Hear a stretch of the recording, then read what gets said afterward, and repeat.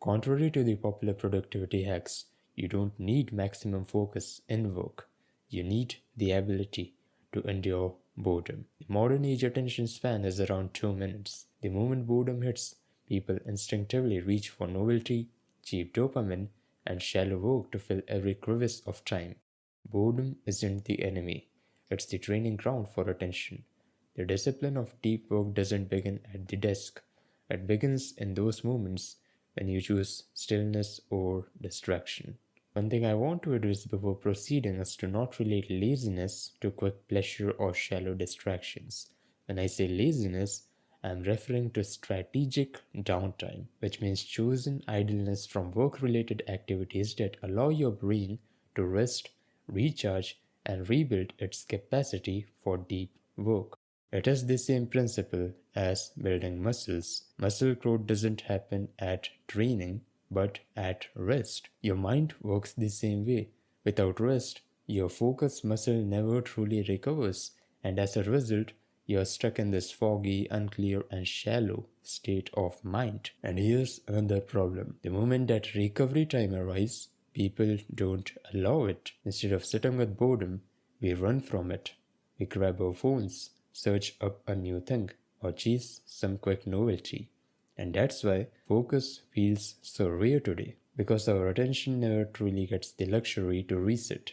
Boredom has always been a part of human life, but as of now, mankind has reached to a point where the moment boredom hits, we uncontrollably and unconsciously run towards stimulation. And the reason for this is that our brain is wired to seek novelty. The digitalized and socialized culture exploits this very nature of humans. The novelty in each scroll, which makes it addictive, social media feeds, and the ease to reach to cheap pleasure with negligible effort is what's retraining our brain to instantly turn towards dopamine and stimulation as soon as the moment of idleness arrives. And with time, this constant running from boredom turns this restlessness into habit. People can't stay in a line without taking out their phones. People can't just sit down in a room quietly without unlocking their phones. People have simply lost their ability to do nothing. The idea of doing nothing is now seen as unproductive thanks to modern grind and hustle culture. But contrary to the modern philosophy, the very act of intentionally not doing anything is what rebuilds our ability to work deeply. And this actually happens more than you think, but you do not realize it. Given the same amount of output that you need to produce, you'll need lesser time and energy if you are well rested compared to if you didn't had enough downtime. As if you're deliberately choosing rest or idleness, you are saving time, energy, your attention, and at the same time you're achieving the desired output. But due to our modern culture, dopamine and overstimulation takes up the place of rest and leisure, and we are constantly switching between shallow work and shallow distractions. And we aren't even realizing it because that has become our default. But every switch has a cost. That is called attention residue. When you switch from one task to the another, a fragment of your focus remains stuck at the previous task, reducing concentration on the current task. The consequence is a shallow life.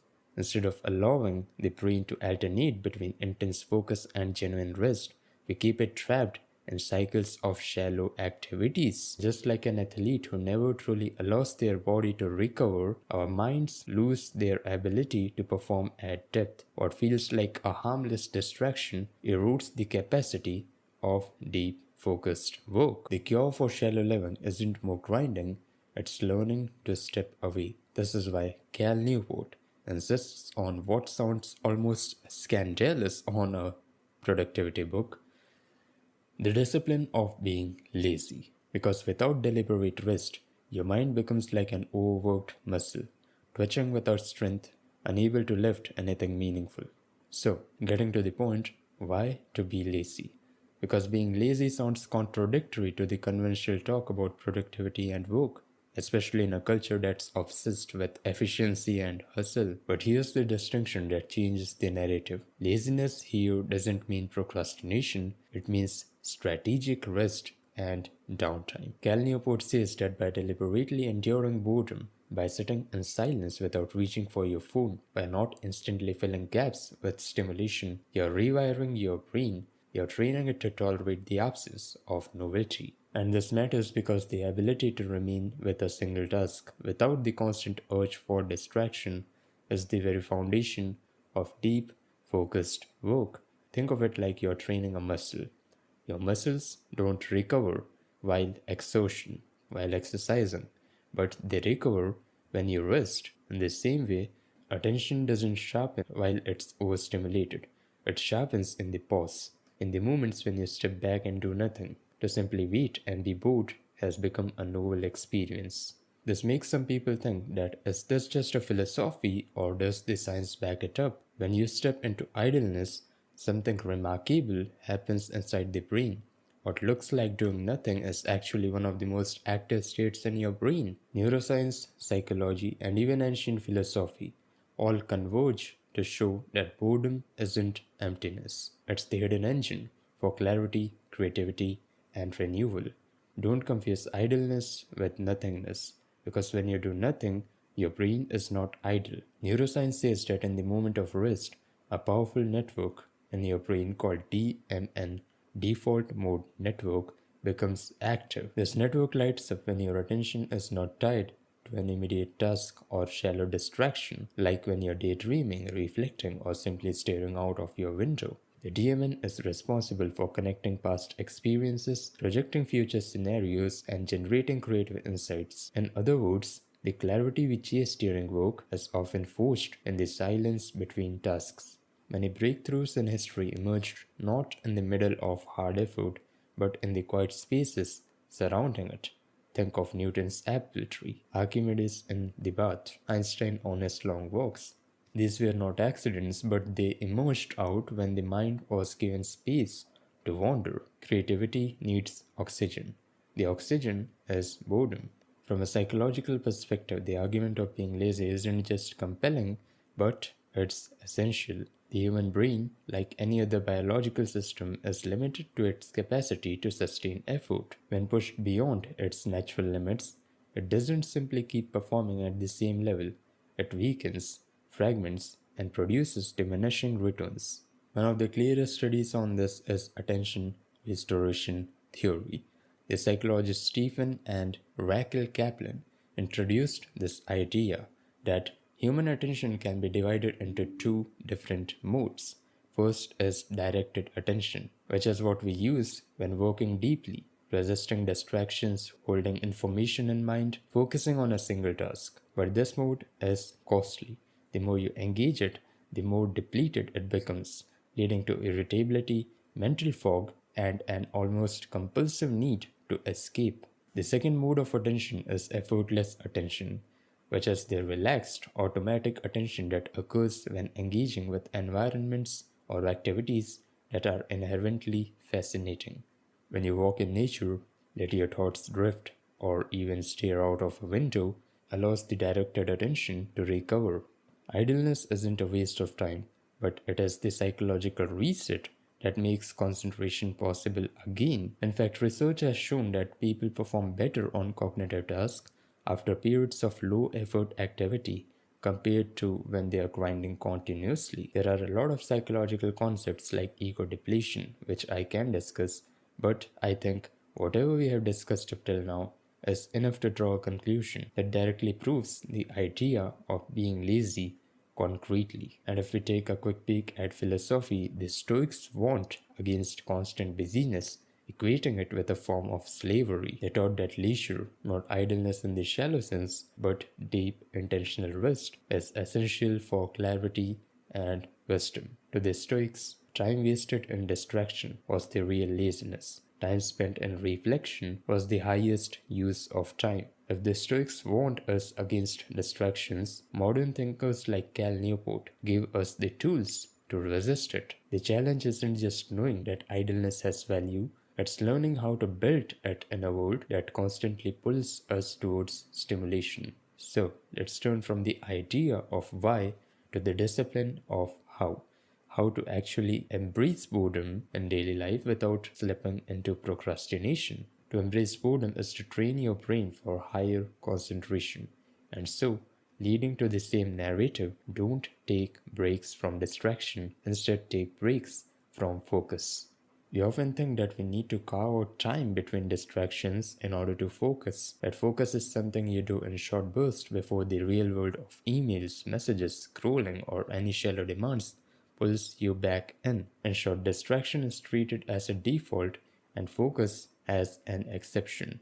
And this is the very reason why people struggle. Instead of scheduling the occasional breaks from distractions so you can focus, you should schedule the occasional break from focus to give in to distraction. Because taking breaks from distractions so you can focus doesn't cure a distracted brain. If you eat healthy one day a week, you're unlikely to lose weight or become healthy, because the majority of the time is still spent eating unhealthy. Likewise, if you just take occasional breaks from distraction in order to focus, you're unlikely to diminish your brain's craving for these stimuli, as most of the time is still spent giving in to distractions. As Cal Newport writes in his book, the idea motivating this strategy is that the use of distracting service, social media, and all related does not by itself reduce your brain's ability to focus. It's instead the constant switching from low stimuli, high value activities to high stimuli, low value activities at the slightest hint of boredom or cognitive challenge that teaches your mind to never tolerate an absence of novelty. The solution is focus should be your default and distraction should be carefully scheduled if that is something you cannot quit or resist. Of course, the top tier solution is to just quit distracting activities, but if you're unable to do it because you're addicted to it, don't take breaks from distraction so you can focus. Instead, take breaks from focus. And here's why this matters. Every time you give in to the urge of distraction, you start a neurological loop. Boredom hits, distraction gives relief, which is often temporary, and so your brain learns to crave it faster next time. Over weeks and months, and potentially years for most people, this loop weakens their ability to tolerate even a few seconds of stillness. That's why people pull out their phones when waiting in a checkout line or at the slightest hint of boredom without even realizing it. But when you reverse this pattern, that means instead of slipping into distraction and carving time for focus, you focus and then schedule distractions. You convey to your brain that novelty is not available on demand. It is controlled, and I am the main, captain. I am the pilot. And this is what strengthens your focus. This is what makes deep work possible. By treating focus as the baseline and distraction as a rare scheduled recess, you stop living in reaction to every impulse. And once this happens, the depth you thought was aspirational starts to feel natural. But this discipline isn't just about resisting your phone or, dealing a scroll. It's much bigger. Enduring boredom is the foundation that makes deep work possible. Think of this whole philosophy of working deeply as the door, and the idea of embracing boredom as the hinge of the door that keeps the door at place. Deep work is not just a block to focus, it's a lifestyle. You cannot just do deep work when you want to, because focus isn't available on demand. If outside your deep work sessions you are amiss, you really cannot focus. To understand the weight of rule number 2 in this particular book, which is to embrace boredom, you need to see this in context to the larger philosophy of deep work. You need to understand that the unwanted and often unconscious addiction of getting distracted whenever boredom hits is what robs your ability to work deeply. You're currently in this cycle. You try to focus, it feels difficult, you slip into distraction, you try to focus again, you slip into distraction again. But when you learn to embrace boredom, you break this cycle. You focus, you resist boredom, and this is the very thing that will make deep work possible. You focus, you resist boredom. And so, as a result, you begin alternating between periods of intensity and moments of genuine rest. And the fact is, you can't adopt the idea of embracing boredom in a snap. You need practice. You need to deliberately choose to be bored, to resist boredom. Because until you give in to the distractions, unconsciously believing they are urgent, you will struggle to focus.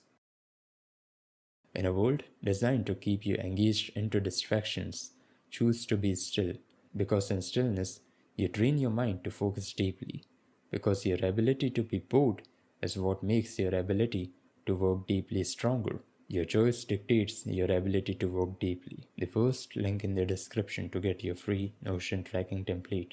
And the advanced version of this template is currently under progress. So, that being clear, that being sorted, if you think my work is valuable, you can support my work by joining the community of like minded, focused individuals who value growth. I appreciate you watched till the end. Once again, thank you.